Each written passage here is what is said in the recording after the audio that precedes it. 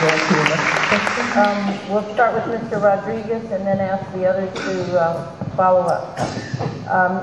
The question is, do you support or oppose revising the city's ethics code to require council members to abstain from voting on discretionary city contracts, that is no competitive bidding, whose company owners have contributed over $100 to a candidate in the election?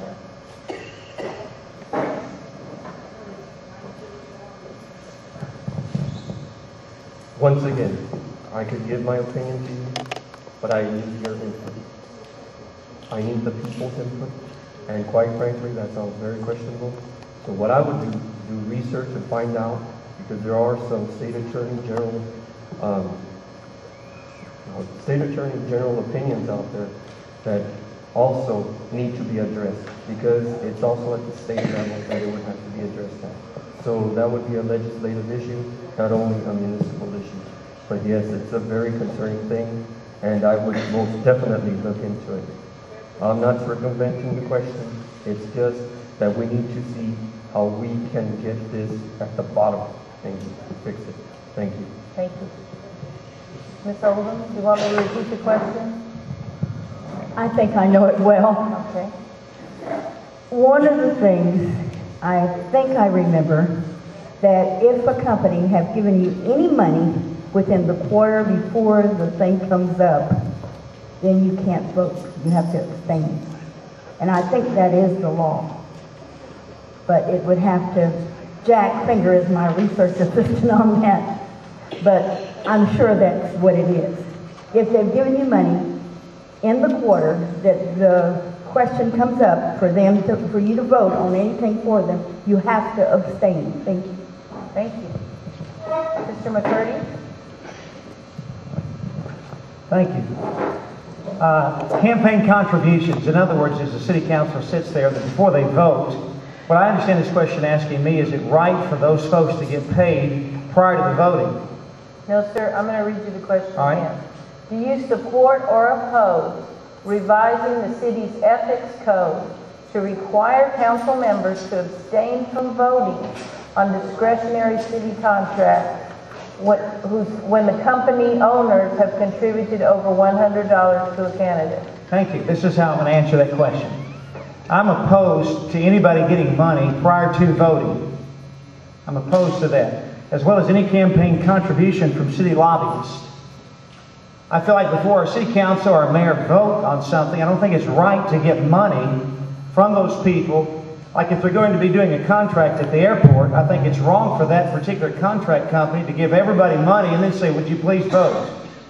Now, if they do take money, I believe it's okay for them then to say, I cannot vote.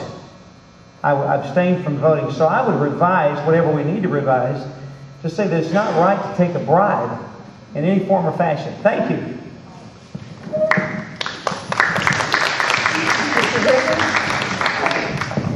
Can everybody still hear me? Okay. Could you please read the question? Do you support or oppose revising the city's ethics code to require council members to abstain from voting on discretionary city contracts when the company owners have contributed over $100 to a candidate? Abstention? Hell yes. Thank you. Ms. Swift?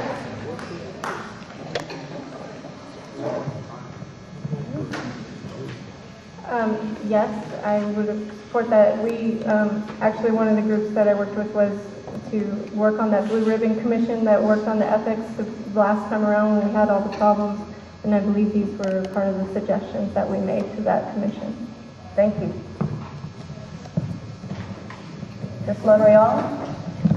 I feel that everyone is an adult, that they should know better to abstain from voting.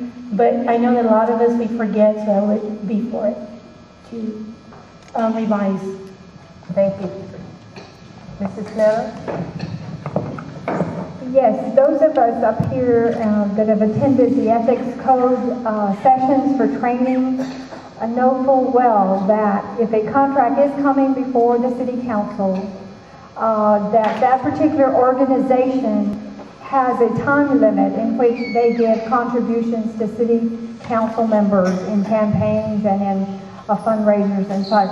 And that is laid out very explicitly and very clear in the ethics code training session. So I would encourage all of us to go back to that and clarify that. But it has been clarified in the new ethics, and I totally support to go back and state it again so that we are all clear.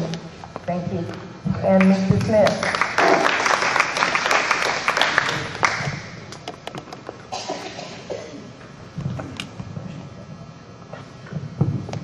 Absolutely. I completely support upholding and improving the city ethics code. And that is a good item that you brought forward, and I have complete support for what you suggested. In regard to that, we will be filing ethics complaints regarding the conduct of the election 2 years ago. I was a candidate for mayor 2 years ago in San Antonio. And for those of you that remember that campaign, there were 7 candidates for mayor at that time. It seems that a number of organizations that were nonprofits engaged in favoritism with the candidates. And this is just a matter of record. I did file an ethics complaint regarding the San Antonio, the Greater San Antonio Chamber of Commerce. They favored 3 candidates in a mayoral debate that was televised. That was a blatant ethics violation because they refused to accommodate the other candidates. The other candidates were not welcomed at that debate. That was a civil rights violation. I mean, besides being a major state ethics violation, a violation of, because obviously there was a benefit, a material benefit to the candidates that got to have their debate, and the candidates that were excluded obviously missed out. Thank you very much. Thank you.